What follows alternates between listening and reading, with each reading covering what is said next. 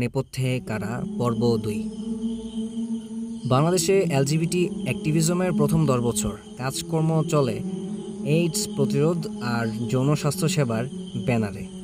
পরিবর্তন আসতে শুরু করে ২০০৬ থেকে ২০০৭-এর দিকে।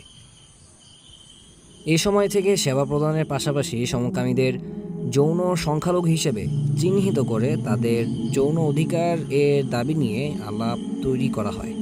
বলা বাহুল্য, এখানে অধিকার দেয়া বলতে বিকৃত যৌনতার স্বাভাবিকীকরণ এবং বৈধতার কথা বলা হচ্ছে।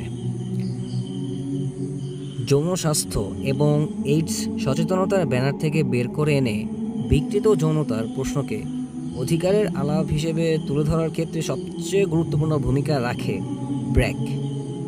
বিশেষ করে ব্র্যাক বিশ্ববিদ্যালয়ের James P Grant School of Public Health section ৩৭৭ same sex sexualities and the struggle for sexual rights in Bangladesh শিরোনামে নিবন্ধে গবেষক আদনান হুসাইন মন্তব্য করেছেন, সেবা প্রদানের মডেল থেকে সরে এসে যৌন অধিকারের ব্যাপারে জনপরিসরে আলাপ তৈরিতে গুরুত্বপূর্ণ ও অগ্রণী ভূমিকা রাখে ব্র্যাক বিশ্ববিদ্যালয়ের James P Grant School of Public Health এর প্রচেষ্টাগুলো।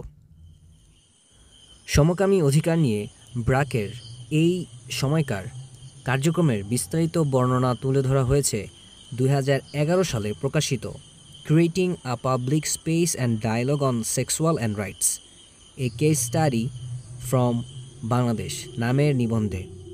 এই নিবন্ধের লেখকরা সবাই ব্র্যাকের James P Grant School of Public Health এর শিক্ষক ও গবেষক হিসেবে কার্যরত ছিলেন অথবা আছেন। এই নিবন্ধ থেকে তাদের কার্যক্রমের বিবরণ দেখাবো আমরা। প্রাসঙ্গিক কিছু অংশ আমি অনুবাদ করে দিচ্ছি, তবে আমি জোরালো অনুরোধ করব যাদের পক্ষে সম্ভব তারা যেন মূল প্রতিবেদনটি খুঁটিয়ে খুঁটিয়ে পড়েন। সূচনা: creating a public space and dialogue on sexuality and rights, a case study from Bangladesh শিরোনামে নিবন্ধের লেখকদের ভাষ্য অনুযায়ী ২০০৫ সালে সমকামী অধিকার নিয়ে যুক্তরাজ্যে আয়োজিত এক গবেষণা কনসোর্টিয়ামে অংশগ্রহণ করার পর বাংলাদেশেও এ ধাঁচে কাজ করতে আগ্রহী হয়ে ওঠেন তারা। আবারও সেই পশ্চিমা কানেকশন। সমকামিতা সহ অন্যান্য বিকৃত যৌনতা নিয়ে, তাদের ভাষায় যৌন বৈচিত্র্য নিয়ে সমাজে আলাপ তোলার জন্য ২০০৭ সাল থেকে ব্র্যাক বিভিন্ন মিটিং, ওয়ার্কশপ এবং মতবিনিময় সভার আয়োজন করতে শুরু করে। বিষয়টিকে তারা উপস্থাপন করে মানবাধিকারের কাঠামোতে ফেলে। সমকামিতার সামাজিকীকরণের প্রচেষ্টাকে বলা হয় যৌন এবং প্রজনন স্বাস্থ্য অধিকার, sexual and Reproductive health and rights, SRHR নিশ্চিত করার প্রচেষ্টা। ব্র্যাকের গবেষকদের ভাষায়, এই এজেন্ডাকে এগিয়ে নিয়ে যাবার সুনির্দিষ্ট অনুপ্রেরণা আসে ২০০৫ সালে যুক্তরাষ্ট্রের ইনস্টিটিউট অব ডেভেলপমেন্ট স্টাডিজে আয়োজিত একটি আন্তর্জাতিক সভা থেকে। এই নিবন্ধের প্রথম লেখক এতে অনুপ্রাণিত হন এবং ঢাকায় ফিরে আসার পর আগ্রহী ব্যক্তিদের খুঁজে বের করতে প্রথম পদক্ষেপ নেন। ২০০৭-এর জানুয়ারিতে একটি ছোট স্থানীয় ওয়ার্কশপ আয়োজন করেন তিনি। মোট ৩০ জনের মতো গবেষক, সমকামী এবং অ্যাক্টিভিস্ট অংশগ্রহণ করে।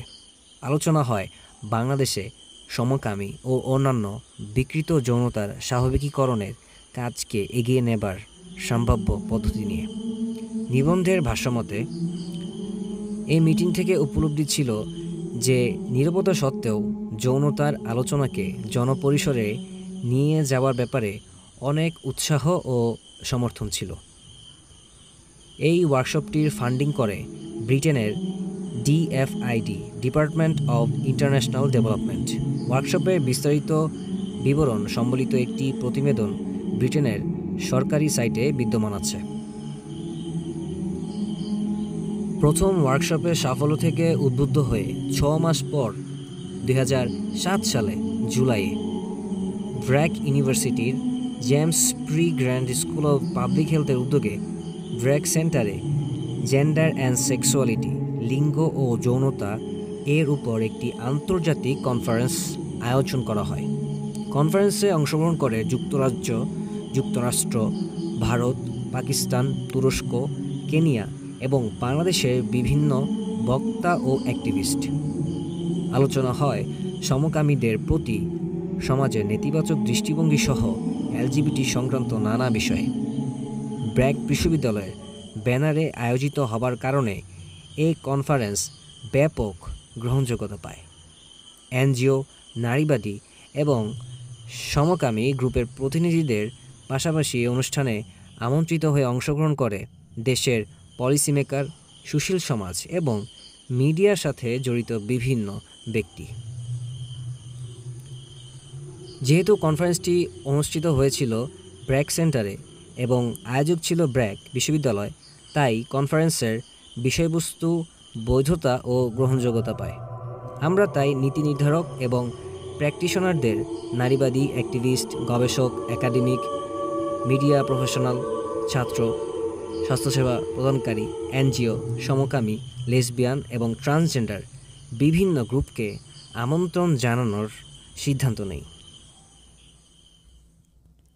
এই কনফারেন্সের অল্প কিছুদিন পর International Women's Health Coalition IWHC নামে একটি এনজিও ব্র্যাকের James P Grant Public School of হেলথের সাথে যোগাযোগ করে জানায় তারা বাংলাদেশে যৌন অধিকার সংক্রান্ত কার্যক্রমে অনুদান দিতে আগ্রহী।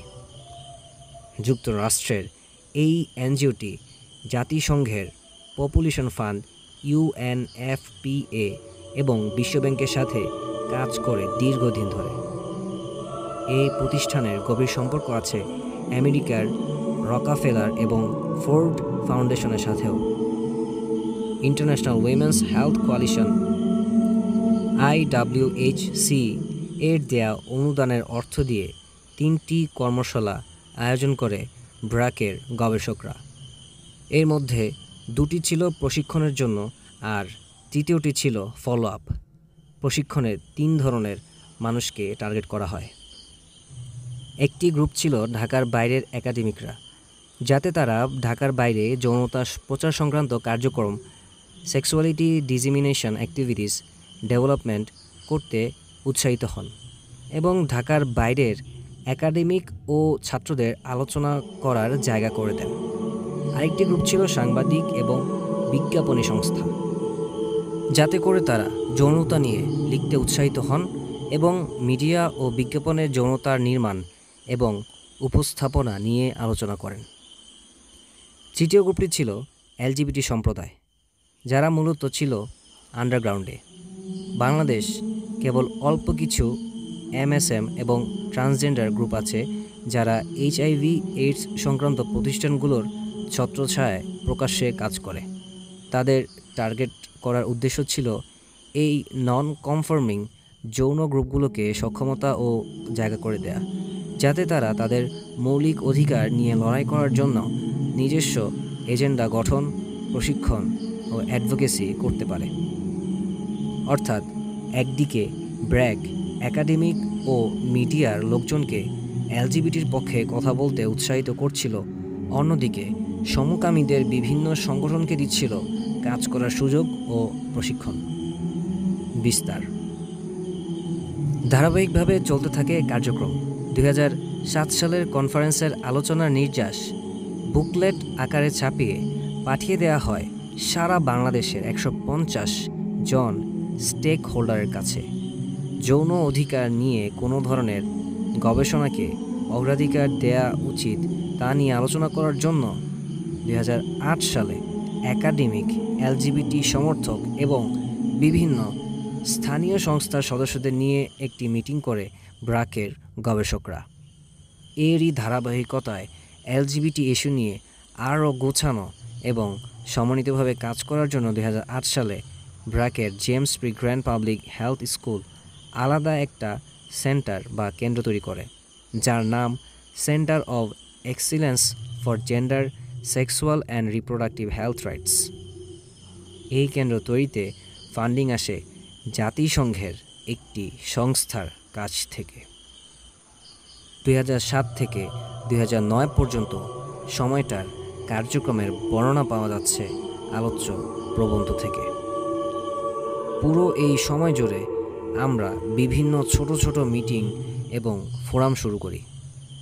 আমরা যৌন বৈচিত্র্যের উপর কিছু সিনেমা প্রদর্শনের আয়োজন করি। অংশীদারদের এবং ছাত্রদের আমন্ত্রণ জানাই। বাংলাদেশ দণ্ডবিধির ৩৭৭ ধারার তাৎপর্য নিয়েও একটি মিটিং আয়োজন করি আমরা। সম্প্রতি দক্ষিণ এশিয়া জুড়ে এলজিবিটি সম্প্রদায়ের মানবাধিকার নিয়ে কাজ করার জন্য একটি দক্ষিণ এশীয় নেটওয়ার্ক নিয়েও আমরা মিটিংয়ের আয়োজন করেছি।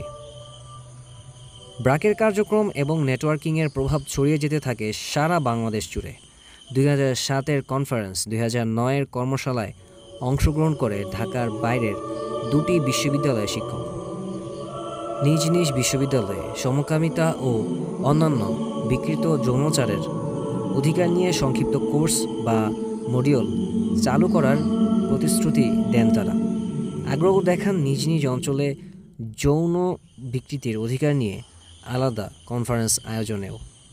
একাডেমিকদের মাধ্যমে বিভিন্ন বিশ্ববিদ্যালয়ে, বিশেষ করে ঢাকার পাবলিক বিশ্ববিদ্যালয়গুলোর কিছু শিক্ষার্থী এলজিবিটি সামাজিকীকরণের সংক্রান্ত কার্যক্রমের এই নেটওয়ার্কে যুক্ত হয়ে পড়ে। মিডিয়াতে সমকামিতাকে ইতিবাচকভাবে তুলে ধরার দিকেও মনোযোগী হয় ব্র্যাকের গবেষকরা। এজন্য অভিনব এক কৌশল গ্রহণ করে তারা।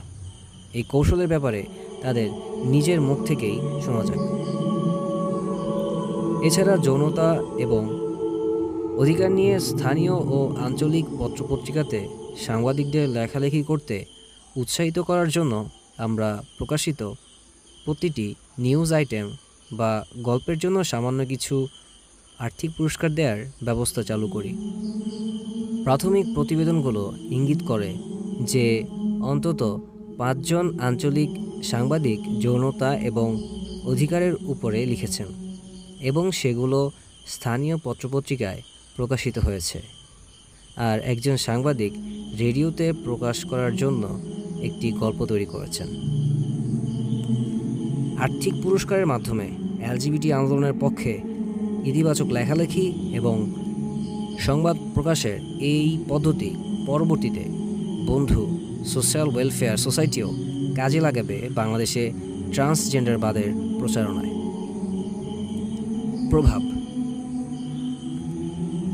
ব্র্যাকের উদ্যোগ বাংলাদেশের এলজিবিটি আন্দোলনকে গভীরভাবে প্রভাবিত করে।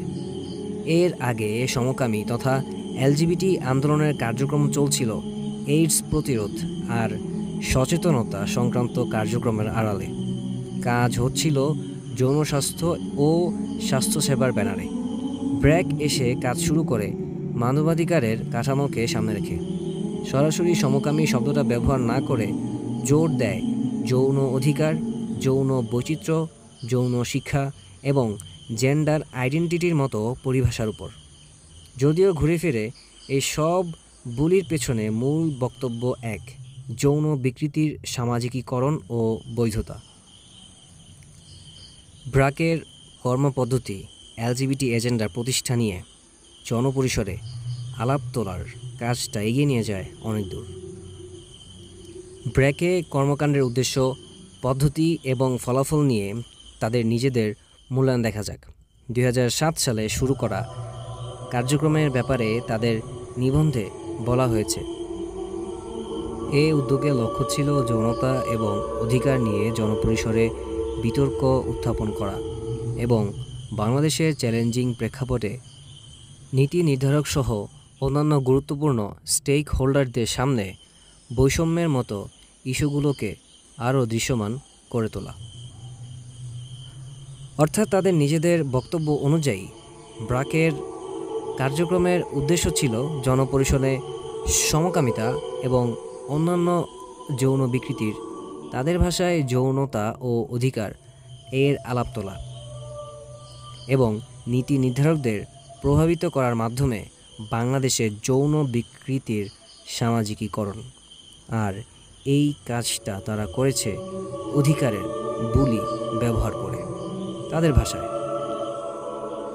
ইতিবাচক এবং মানবাধিকারের ফ্রেমিং ব্যবহার করে বিভিন্ন স্টেক হোল্ডারদের মধ্যে যৌনতা নিয়ে আলোচনা শুরু করার জন্য ব্র্যাক বিশ্ববিদ্যালয়ের গবেষণা টিমটি বিভিন্ন মিটিং, ওয়ার্কশপ, ফোরাম এবং জনসংলাপের আয়োজন করেছে। এক্ষেত্রে ঢাল হিসেবে কাজ করেছে বিশ্বের সবচেয়ে বড় এনজিও হিসেবে ব্র্যাকের পরিচয় ও প্রভাব। পাশাপাশি পুরো ব্যাপারটাকে মুন্সিয়ানার সাথে দেখানো হয়েছে নিরীহ গবেষণা হিসেবে। সমকামিতার বৈধতা চাই বলা হলে যেভাবে বাধা তৈরি হতো, গবেষণার ক্ষেত্রে তা হয়নি, বরং এভাবে তুলে ধরার ফলে অনেকের কাছে বিষয়টা গ্রহণযোগ্যতা পেয়েছে। বিশ্ববিদ্যালয়ের প্রাতিষ্ঠানিক পরিচয় এবং এলজিবিটি অ্যাক্টিভিজমকে সমকামিতার মোড়কে উপস্থাপন করার ইতিবাচক দিকের কথা উল্লেখ করে এই নিবন্ধে বলা হয়েছে, এটি অনুভূত হয়েছিল যে একটি বিশ্ববিদ্যালয়ের জনস্বাস্থ্য অনুষদ হিসাবে এই ধরনের ভূমিকা পালনে একাডেমিক বৈধতার দিক থেকে আমরা ভালো অবস্থানে ছিলাম। এই উদ্যোগের ফলে কি কি অর্জিত হয়েছে তার আলোচনাতে গিয়ে ব্র্যাকের গবেষকরা 3টি কাঠামোগত ক্ষেত্রে অগ্রগতির কথা উল্লেখ করেছেন। প্রথমত, এই উদ্যোগের মাধ্যমে গুরুত্বপূর্ণ অবস্থানে থাকা বিভিন্ন মানুষকে একত্রিত করা গেছে, যারা নিজেদের অবস্থানকে কাজে লাগিয়ে সমাজকে প্রভাবিত করতে পারে, যেমন মিডিয়ার লোকজন। এতে যৌনতা এবং অধিকারের জন্য সমর্থনের ভিত্তি মজবুত ও প্রসারিত হয়েছে। দ্বিতীয়ত, এই উদ্যোগের ফলে মিডিয়া, সমকামী অ্যাক্টিভিস্ট, গবেষক এবং এলজিবিটি গ্রুপগুলোর মধ্যে মৈত্রী এবং অংশীদারিত্বের সম্পর্ক গড়ে উঠেছে। বিভিন্ন আয়োজনের মাধ্যমে তাদের একত্রিত হবার এবং আলোচনা করার প্ল্যাটফর্ম ও জায়গা করে দিয়েছে ব্র্যাক। তৃতীয়ত, এই উদ্যোগের মাধ্যমে জনপরিসরে এলজিবিটি সংক্রান্ত ইস্যু নিয়ে আরও খোলামেলাভাবে কথা বলার পরিবেশ তৈরি করা হয়েছে, যা যৌনতার ব্যাপারে সামাজিক চিন্তা এবং নিয়মগুলো পরিবর্তনে ভূমিকা রেখেছে। ব্র্যাকের এই গবেষকরা তাদের কাজের ফলাফল সম্পর্কে মন্তব্য করেছেন। আমরা দেখেছি যে এলজিবিটি গ্রুপ, গবেষক, একাডেমিক, এনজিও, স্বাস্থ্যসেবা প্রদানকারী, সাংবাদিক এবং নীতি নির্ধারকদের মতো বিভিন্ন স্টেক হোল্ডারদের একত্রিত করে জনপরিসরে যৌনতার উপস্থাপনাকে সফলভাবে চ্যালেঞ্জ করার মাধ্যমে বাংলাদেশের মতো রক্ষণশীল এবং চ্যালেঞ্জিং পরিবেশেও যৌনতা এবং অধিকার নিয়ে জনপরিসরে জায়গা তৈরি করা এবং আলাপ তোলা সম্ভব। এই অবদানের স্বীকৃতিও পায় ব্র্যাক বিশ্ববিদ্যালয়। 2013 সালে বিলিয়নিয়ার জর্জ সোরেসোর ওপেন সোসাইটি ফাউন্ডেশন $1 বিলিয়ন একটি তহবিল তৈরি করে। এই তহবিলের জন্য পৃথিবীর 12টি বিশ্ববিদ্যালয়কে মনোনীত করা হয়, যার মধ্যে একটি ছিল ব্র্যাক। ব্র্যাকের উদ্যোগের পর ক্রমশ বাংলাদেশে এলজিবিটি আন্দোলনের গতি বাড়তে থাকে। বন্ধু সোশ্যাল ওয়েলফেয়ারের মতো প্রতিষ্ঠানগুলোও ব্র্যাকের আনা মানবাধিকার এবং যৌন ও প্রজনন স্বাস্থ্য অধিকারের আলাপ তাদের প্রচারণা এবং কার্যক্রমের মধ্যে যুক্ত করে নেয়। মিডিয়া, একাডেমিক এবং নীতি নির্ধারকদের মধ্যে এলজিবিটি এজেন্ডার সমর্থনে কিছু মানুষ তৈরি করে। পাশাপাশি বিকৃত যৌনতায় লিপ্ত লোকেরা অ্যাডভোকেসি এবং অ্যাক্টিভিজম সংক্রান্ত জরুরি প্রশিক্ষণ পায়। ব্র্যাকের ওয়ার্কশপগুলোতে সক্রিয় হয়ে ওঠে বিভিন্ন এলজিবিটি সংগঠন। এদের মধ্য থেকে কেউ কেউ আগ্রহী হয় বাংলাদেশে প্রকাশ্যে সমকামী আন্দোলন শুরু করার প্রতি। আর এভাবে শুরু হয় বাংলাদেশের এলজিবিটি আন্দোলনের তৃতীয় পর্যায়।